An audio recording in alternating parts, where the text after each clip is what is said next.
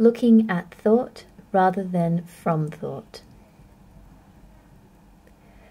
If, when thinking about the things which cause you struggle in life, you probably find, like most people, that you aren't able to look at your thoughts consistently. In this moment, you are probably looking from the thought. That is, you considered the content of your thoughts from the point of view of the thought itself.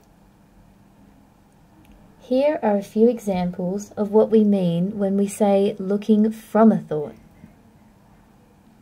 Number 1, you've been struggling at times to control what you think or feel. Number 2, you've come to define yourself and the content of your experience in accordance with your thoughts. Number 3, you tend to take your thoughts literally, so you see life from the vantage point of your thoughts. Number 4, these thoughts you are fused with argue or advocate for more struggle. Number 5, struggle isn't working. When put together, these factors create a dangerous set of circumstances which contribute to your suffering.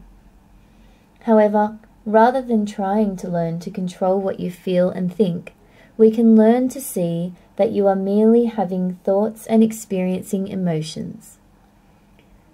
The act of thinking is not dangerous in and of itself. Rather, the danger lies in the point at which you buy into your thoughts or take your thoughts literally. We will now complete an exercise titled The Mind Train.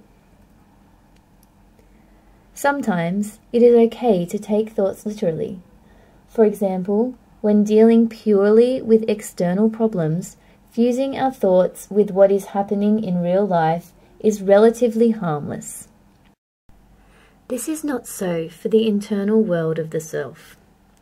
For the internal world, there are other skills to be learned. For example, learning to watch your thoughts without belief or disbelief, without entanglement or struggle. Imagine that you are standing on a railway bridge, gazing down at 3 sets of train tracks. A slow mining train is on each set of tracks moving away from you. Each train is composed of a string of little cars carrying ore. Seemingly endless, all 3 clog slowly along underneath the bridge. Now, as you look down, imagine that the train to the left carries only the ore of things that you notice in the present moment. That ore is composed of sensations, perceptions, and emotions. It carries things like the sounds you hear, sweaty palms you feel, skipped heartbeats you sense, sadness you notice, and so on. The middle train carries only your thoughts, your evaluations, your predictions, your self-conceptualizations, and so on. The train on your right carries your urges to act, your pull to avoid and look away, and your efforts to change the subject. Looking down on these 3 trucks can be seen as a metaphor for looking at your mind. Now, find a comfortable chair to sit in for a while in a spot where you won't be disturbed and you can be quiet. Begin the exercise by thinking of something you've been struggling with lately. Then close your eyes and picture the 3 tracks. Your job will be to stay on the bridge, looking. If you find your mind has gone somewhere else, or if you discover that you are in one of the cars chugging down the railroad track, struggling with its content, such as your judgment that you will never amount to anything, or your belief that nothing good can happen to you in the future, this can be a very important moment. Notice what just hooked you into thinking this way. File this away, then mentally return to the bridge over the tracks and look down again from an outside perspective. View your three mind trains from the bridge looking down rather than getting stuck on one car of the mind train. Remember, present sensations, perceptions and emotions are in the railroad car on the left, your thoughts in the middle car, and coping strategies and urges to do something are in the car on the right. See if you can stay on the bridge, but if you leave it, just notice what happened and then return to the bridge. Take at least 3 minutes just to watch what comes up for you.